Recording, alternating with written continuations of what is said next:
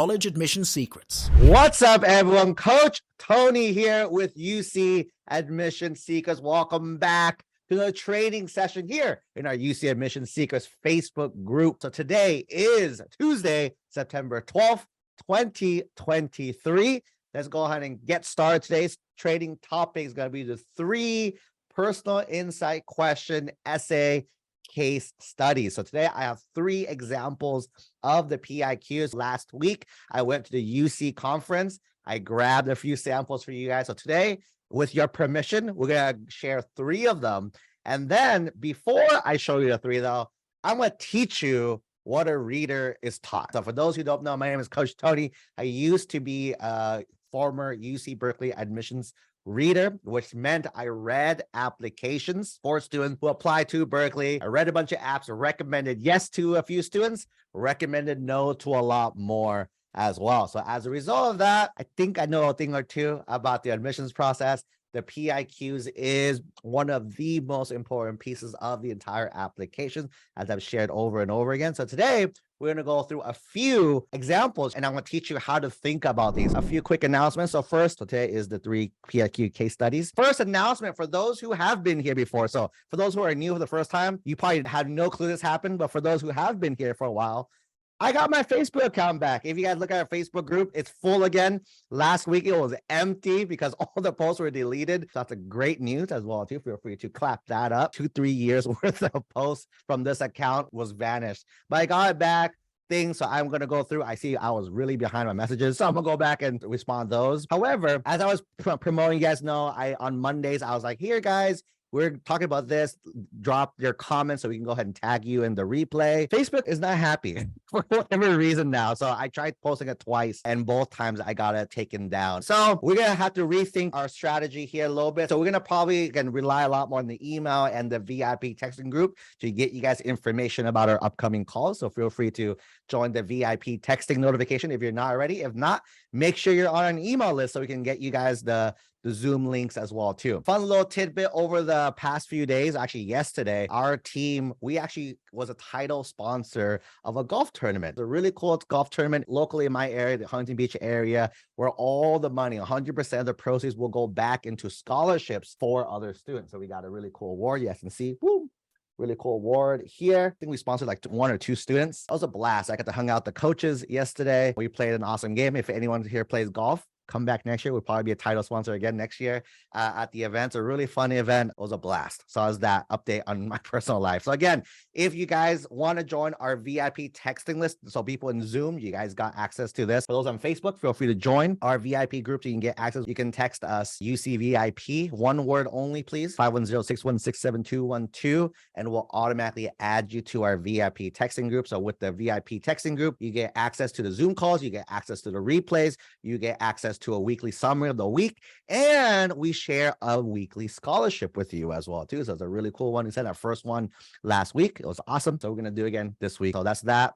Number 2, our college app intensives, right? These are our 2-day events where we help our seniors start and finish their entire apps. This event is only for seniors. So if you're not a senior, it's already an overwhelming event, but it's going to be even more overwhelming as well. And this year, you guys help us sell out way ahead of time. We just finished up our San Diego intensive this past weekend. And for the rest of this month, we have a Common App virtual intensive. This upcoming weekend, we have a UC application in Orange County. We moved the location to Irvine, weekend September 20th, 23rd, the following weekend. And we're going to wrap it up in San Jose to wrap up our events. And that's it. All 3 events are completely sold out. So seniors, that's pretty much it for that. Our juniors, though, last year's like juniors, any juniors want to pre-save your spot for next year. And as a result, what you do is $97, lock in your spot. You will lock in the current rate. Our event is $500 for the weekend, but because we sold out every single weekend so fast, we're going to bump it up, supply and demand, right? So $750, but if you lock in your spot this year, you'll keep the same $500 rate for next year. And we traveled for the first time this year as well too. It was really fun. So we're going to do it again, but we're going to go to more cities next year. So as part of your refundable deposit, you get to help us pick our locations for next year. So we're going to finalize it, try to find the most common cities and make that our official like kind of tour for next year as well too. And let's say you choose not to go at the end of the day, we'll still give you back your $97. So again, risk-free. So you can use this link, go ahead and do that. First 10 families will lock it in. I think we had 3 families already who already found the special link. They already booked it, but we have 7 spots left for anyone else who would like to do that. Again, $97 is refundable if you don't want to go. If you do want to go, you just pay the remainder of the $495 next year. Another free ones, if anyone's interested in our coaching programs, talk to me first. A free 15-minute session to see if we can help you guys out. Go ahead and do that. We take as young as 6th graders, and we have lifetime pricing. What that means is that a 6th grader pays the same price as a 7th grader, 8th grader, 9th grader, 10th grader, 11th grader, 12th grader. Again, the longer you are in our program, the more time you get. If we did year-by-year pricing, you guys will all wait to senior year to talk to us. But the issue with that is there's only so much we can do with seniors. If we join as a junior, a sophomore, a freshman, we have more opportunities to help your child out, get a better chance at their top choice school. So go book a free session right there. Boom, right there. And then Coach David, for anyone, families, especially seniors right now, families who think, hey, I probably don't qualify for financial aid or free money. Coach David, our financial aid specialist. So if you make over 100,000, you're like, I don't think I qualify. Go talk to Coach David, 15 minutes. He'll either say, nope, I really can't help you either. Or he says, we can help you. Here's what it looks like. So that. And last announcement before we get started for today is our math service. We're starting our math tutoring program. It's a company that I've been working on for the past year to put together. It's called Math Koala. So we start officially next Monday. If anyone's interested, go ahead and text us or email me as well too. So it's pretty much all the AP math courses, unlimited sessions, small groups, daily homework support, and exam cram season. We're starting with a pilot group. This pilot group is free. It's a free pilot group. It'll be at least 2 weeks. We might extend it to 3 or 4 weeks because we want to use this pilot group to give us feedback if our current system is good to go. And if you do want to stay after the pilot, it's only $150 a month for unlimited sessions throughout the month. So if you guys are interested, either text me, message me, or I just made a Facebook post on my personal account. You can tap here to go to my personal Facebook account. Let me know you are interested. I can go ahead and reach out to you guys and help take care of that. With that being said, let's go ahead and get started with our training for today. Today's topic, again, is the 3 PIQ essay case studies. But before that, I want to teach you guys what I know and teach you guys what I learned over last week with the PIQ process. I'm going to train you to be a mini admissions reader. So doing so helps in 2 ways. One, you understand what readers are looking for. So again, when students write, oh, it's a beautiful prompt, most of the time, beautiful prompts aren't what they look for. You can go help your child with this process as well too, as one. Or two, in which the other thing is that you start to understand why students get the results they get. One of the big common things I get every year is during the month of April, right? Decisions came out and they're like, oh my goodness, my kid's a 4.8 intern at NASA and Tesla and SpaceX and Harvard and Yale, and they got rejected. Why? And I was like, show me your application. Within 10 seconds, I'm like, oh, that's why you got rejected. So I'm going to teach you guys the same trick, same skill. All of our alumni parents from our coaching programs, they're all pros now of understanding, oh, that's what's a good prompt. That's not a good prompt as well too right away. So I'm going to teach you that. Someone asked, what's a PIQ? PIQ is the personal insight question. And what the insight question is, think of the quote unquote essays of the UC application itself. So personal insight question, it's a personal insight question. These are like the college essays. I put that in quotes purposely as well too. This is the section on the app where the student voice can shine, right? So when it comes to the application itself, your UCs can't interview your child. You can't add letters of recs to this, and you can't attach your resume. So you think of the PIQs as your prime real estate. This is basically the things that the academics and the activities can't share yet that you use the PIQs to share. This is the third component, right? The academics is piece 1, activities is piece 2, application is the final piece. With this, with the UCs, you get 8 potential topics. You pick 4 of them and you write for 4 of them. Each of the 4, you have a limit of 350 words max. That's what makes this a little hard. It makes it a little hard because there is a maximum of words. 350 is actually not a lot. 350 is like a page and a half if you're typing it out. So keep in mind that with the PIQs, what the schools are looking for, what the UCs are looking for is, what are you most proud of? They have said this again and again. You want to keep it relevant. That means specifically you want to keep it from 9th grade onwards. A lot of people like to talk about middle school, elementary school. That's great. The question is, would a 5-year-old version of yourself be college ready?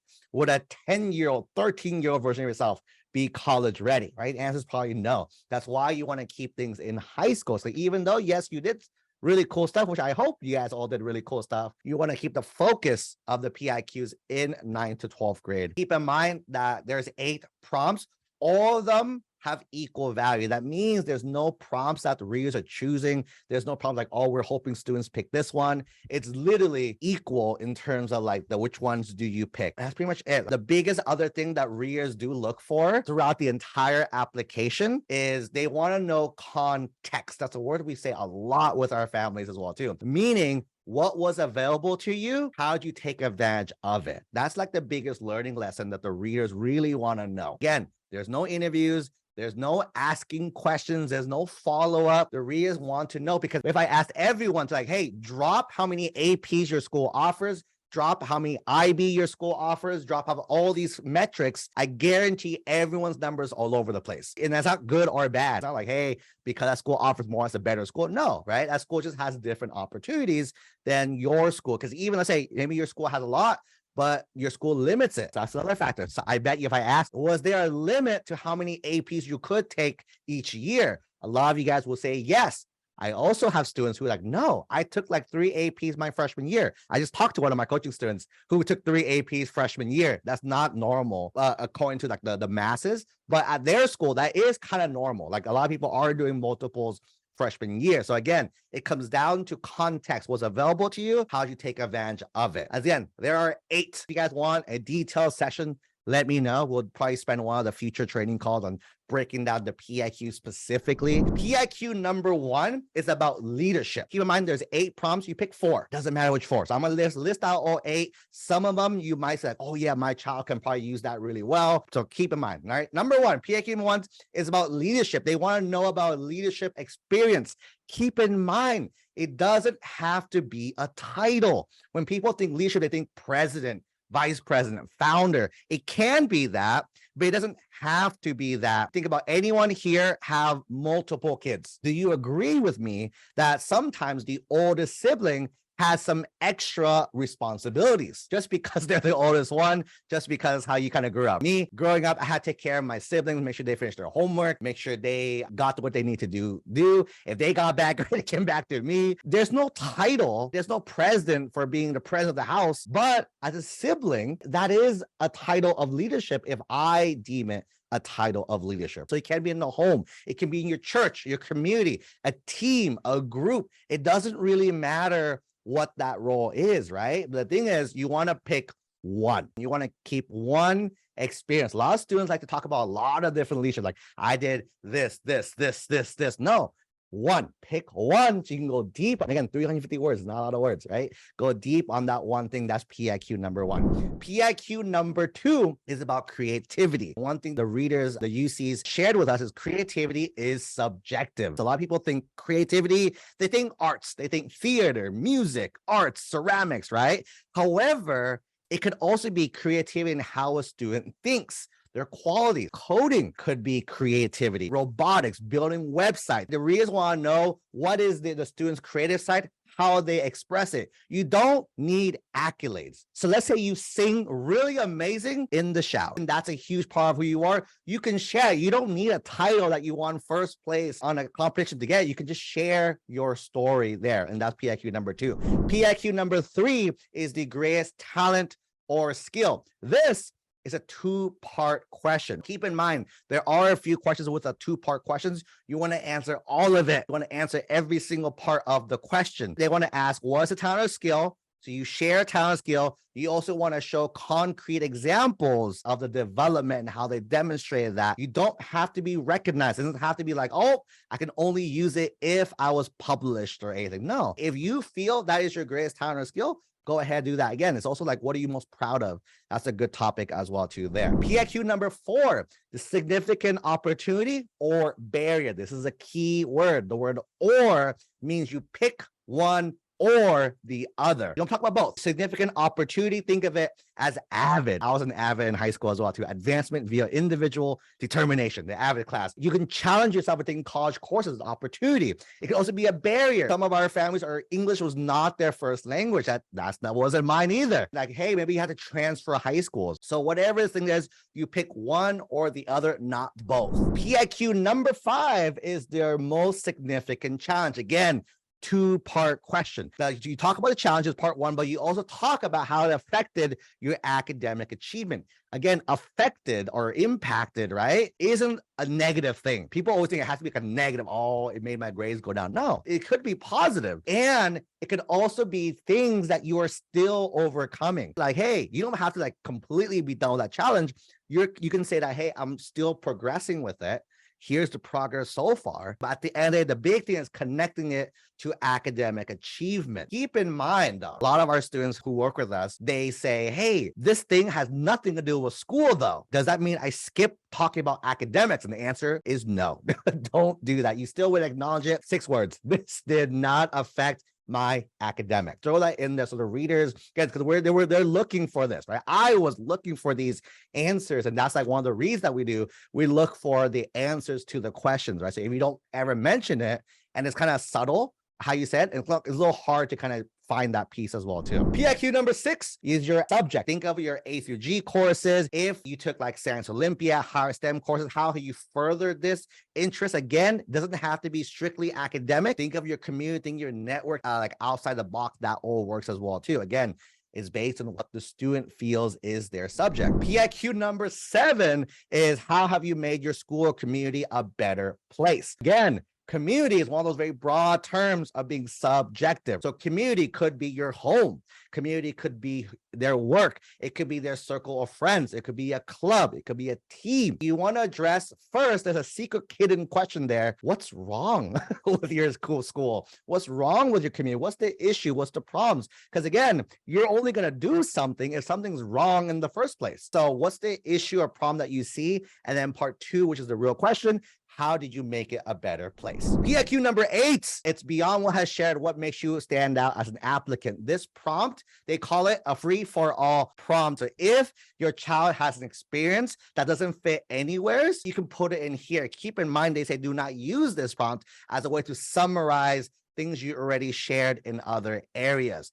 Here's my 2 cents. This is Coach Tony's 2 cents. If you were us, if you were me, or you're in our coaching program, you guys know that I have told all our students, do not use number 8. The reason why we say do not is too hard to get right. One of those, like the rest of them are very straightforward. Number 8 literally is the catch-all. Same thing for that. That's all I mentioned, like the Common App. Common App also has number 7, share an essay of your choosing. Those are the hardest ones to do because if you think about pretty much anything you're going through, it will fall under 1 through 7. Anything you want to share will fall under 1 through 7. So why take a chance to have a missed opportunity, which is something we'll talk about in a little bit. Keep in mind that with the PIQs, those are all 8, right? Keep in mind, a lot of people like to reiterate activities. Instead, you want to elaborate or further highlight. There is a section on the UC apps for additional comments. Keep in mind, these are not required, but definitely take advantage of it. Do not use this as a 5th PIQ. They say that, don't do that.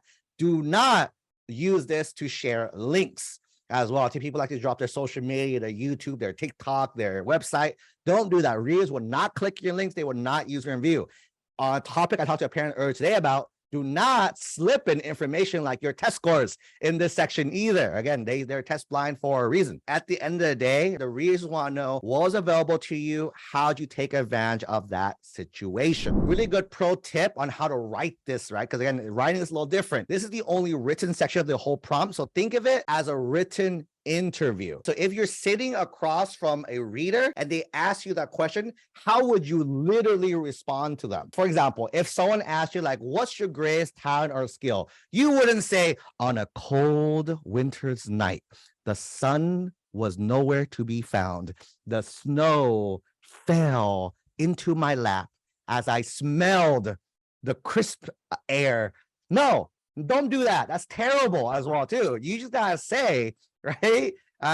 What's your greatest talent skill? I am a great snowboarder. Get straight to the point of what you want to end up saying. Keep in mind, readers cannot assume anything on your app. So if, let's say your app has A's and B's and a few CDFs, you have to explain the CDFs. So that's a good section for the additional comments. Keep in mind, the focus of these PIQs should be the impact of the student or the impact of the student on others. Center yourself in the response. For those who are hip on TikTok, it's called hashtag main character energy. If you guys have no clue, Google that afterwards. Main character energy is what you want to use when it comes to the PIQs themselves. Always use tangible examples, focus on decision and impact. And here's the big takeaway. When readers read PIQs, it's either value added, that means things are focused on the student, I'm learning more about the student, or is a missed opportunity, or the responses are vague. The reader's like, oh, I didn't get that.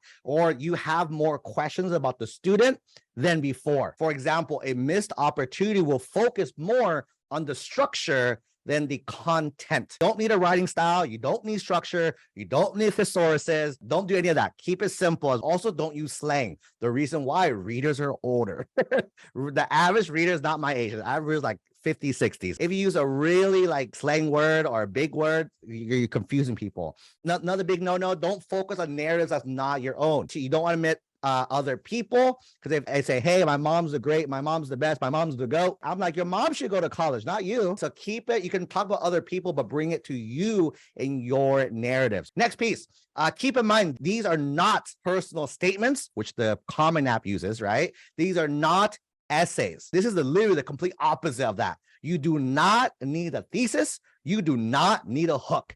Students are like, but how would I hook the reader in? Readers have to read your app. We're forced to do it. There's no need to hook us in. We have to read your whole thing anyway. So no thesis, no hook, go straight, respond, concrete examples. They read the whole thing. Do you need to engage the reader, hype the reader up? No, we have to read it anyways. The biggest kind of tip, treat it as an interview or a conversation. Another thing, is there any topics that's off limits? That's another big one as well too. And the answer, no. There's no topic that's ever off limits to anything. Keep in mind is that at the end of the day, it's not the thing that's important. The thing is cool, but the thing that the reader is looking for is the impact. We talk about the why. We talk about the how. In the words of Coach Art, for those who work with Coach Art, he's like we call him the student whisperer. He gets to students right away. He calls it dig deep. You gotta dig deep and go, not the thing you want to talk about isn't the top part. It's a few layers deeper of the why you did what you did and how you did it. Another quick question, do the 4 PIQs need to have a central theme? The answer is no. I really don't like that. Do not do that. Should you weave the 4 PIQs together? No, they should be 4 separate topics. PIQs. I saw Erin, one of our amazing moms, drop this in the chat. I just want to share as well too. The advice, we went to the PIQ journey last year. My daughter wrote beautiful creative essays she worked really hard on. And then she approached it all wrong. To say, give answers like your job interview, give the facts, don't get flowery creative. She tried to totally rewrite it. The deadline, listen to it, don't be like us. Let's go ahead and read case study number 1. I want to have you guys be readers. So at the end of this, a reader would grade every PIQ, added value or missed opportunity. So as that, number 1, that the prompt is describe how you take advantage of a significant educational opportunity or work to overcome an educational barrier you have faced. By the way, these are real PIQs from students who applied to the UCs. This student, I've danced along the poverty line my whole life. The soothing melodies from a mother to her child as they drifted to sleep were mere dreams, realities you only see in the movies. Life was based on survival, sink or swim, one might say. Struggling to stay afloat in this ocean of a world, I quickly recognized that a comfortable life is a luxury that stands far out of my grasp. Being forced out of touch with my infantile dreams and forced to come to grips with my reality brought along one of my greatest attributes, my fortitude. Living as the product of an immigrant mother and lower class father, my aspirations often fell out of reach. My tolerance for the harsh world grew involuntarily. I was born into destitution, facing life's hardest battles was inevitable. The countless sleepless nights my parents spent in order to keep a roof over our head demonstrated their mettle to my younger self, a mettle I had to endow myself with too. Just like the pale skin and singular dimple I inherited from my mother, I endeavored to grasp her strength. Both in and out of the classroom, I possessed a deeper spirit than a great number of my peers due to the hardships I've faced. While it's difficult to stray away from the fixed mindsets that tells me I cannot afford a better future, I paved the way for my life I've always dreamed of through my education. My exceptional tenacity encouraged me to take advanced placement courses that offer an advantage at a higher educational level. The extravagance of maintaining the successful life my parents could not afford excites me. Persevering through the austerity towards the sophisticated, serene lifestyle showcases my drive. Although I learned to survive off the crumbs of society, the faith I hold for myself and my educational push me closer to the elixir of the rapturous life I plan to lead. This prompt, 325 words. Missed opportunity or added value. Prompt number one, case study number one is a missed opportunity. So this one focused pretty much on style and grammar. It tried to impress the admissions reader, but all of the space is taking away from concrete examples, right? There's no so what, the why, the how part. The good things is what I would keep if I was helping the student. I'd keep this part because that was good because I learned about you. And then I would keep that you took AP classes. That's it. If I was this person's coach, I'd say start over with the rest of it. That's only two good parts about this prompt. The rest was no good. Prompt number two, case study number two. You guys ready? The greatest talent or skill prompt, right? How you developed and demonstrated this talent over time. It is a strange and enduring task to watch something rot. When faced with rot in its most literal form, it can be a bit overwhelming. The smell will crawl up your nose and down your throat, sitting there after you scrubbed yourself clean. Touch any part of something decomposing and your fingers will come away dark, sticky, and wet. After working with dead animals, I've learned that more important than a strong stomach is patience. To reap what you want from decay, you must be willing to work at its pace. And I've always abided by good things come to those who wait. I will wait. I wait in a park where my parents shuffle to explain to my brother and I that they're getting divorced. My brother is too young to understand, but I do. I wait outside the divorce counseling where they sift through their rot and try to make sense of it. And I wait as they try to start over with new people, and that too decays. This observation teaches me the initial patience. I linger at the kitchen table, watching my father cook and wondering when the Alzheimer's will come. I imagine the decay beginning now. The decay is so slow that sometimes I accelerate it and imagine him already dead. Then I force myself to rewind and grapple with the inevitable entropy as it happens. Despite my frustration, this slow rot gives me practice to accept the things I can't change. I pace around my grandparents' lemon tree, stubbornly clinging to life in the neglected garden. Its refusal to decompose interests me enough to spend a year on its revival. I learned there is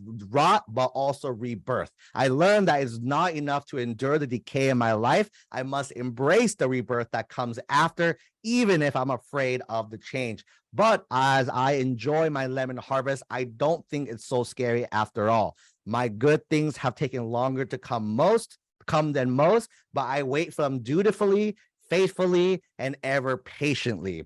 350 words. Again, readers, go ahead, added value or missed opportunity. And the answer is, for case number two, this is a missed opportunity. You're not getting a full picture of the student. They're using a lot of metaphors. You're trying to put us in the moment with them. Again, no showing, just telling. It's taking away from understanding what the student is experiencing. We're getting bits and pieces. We learn about the divorce, the Alzheimer's, that information. The response is pretty dark. That's not thinking bad, but just that's how the student is. We know stuff is going on, but because they talk about so many things, they couldn't go deep into anything. So the advice to fix this is just pick one thing. You talked about a lot of different things. Pick one thing, go deep on that. Don't try to impress admission readers and give a sophisticated responses. We want to have the idea of a conversation with the readers. Last one. Let's go ahead. Case study number 3. This one describes an example of your leadership experience where you positively influence others,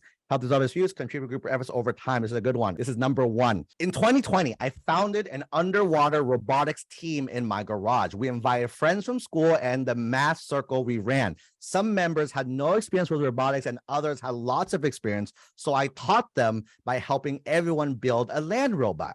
In our second year, I reached out to more people in the community and grew our team from 10 to 22 members across 10 schools. We had seniors to middle schoolers on the team. I promoted returning members to lead the hardware, testing, and documentation teams. I led the software team where I taught Python, setting up Raspberry Pi computers, and streaming cameras. My mom knew someone whose nephew recently immigrated from Mexico and wanted to learn about robotics. I invited him to join a team and I walked him through the setting up of the robot. Now he teaches others how to set it up. When I give individual attention, people develop useful skills and pass those skills on to others. On the competition day, we didn't tighten our electronics chamber and water shorted our entire electronic system, but we didn't mourn. We got straight up to problem solving. The hardware leader unplugged and unscrewed the parts. I tested the computers and told members to grab working parts from last year's robot.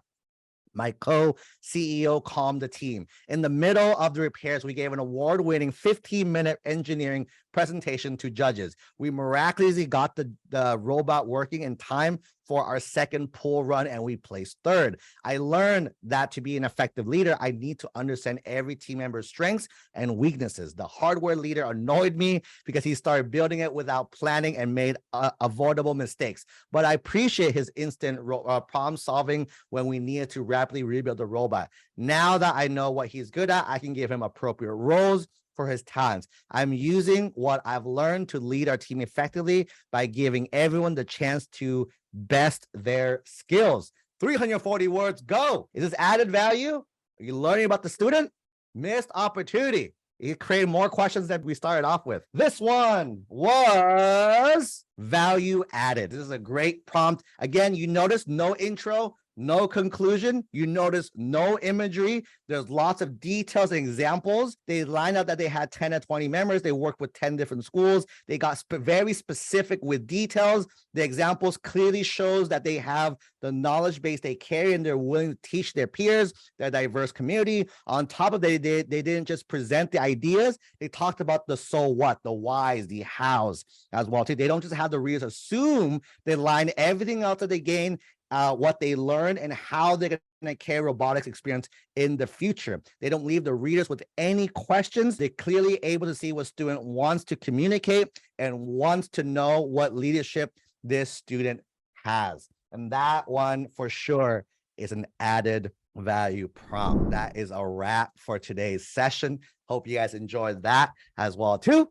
that was a fun call, everyone. So again, if anyone is interested in chatting with our team, seeing if you guys can tag team this journey together, I'll go ahead and drop the original doc earlier today with the link to chat with me if you guys are interested. Those who want the replay, I'm gonna try to do it. I don't know if Facebook's gonna let me. So make sure you're on our VIP list and our email list. So if worst comes to worst, I can always email and send you the stuff that way. But yeah, if you guys are interested in booking a free chat with me, go ahead and do that. For everyone who is here to join, thank you so much. I do not have time to go through the questions, but if you guys want to go ahead and copy the questions into the Facebook group, I'll go ahead and try to answer them in there. That's pretty much it for me. Have a great rest of your evening, everyone. I'll see you guys next week. Another awesome trade next Tuesday, 6 p.m. Be there or be square. That's all. So have a great week, everyone. Chat soon. Bye.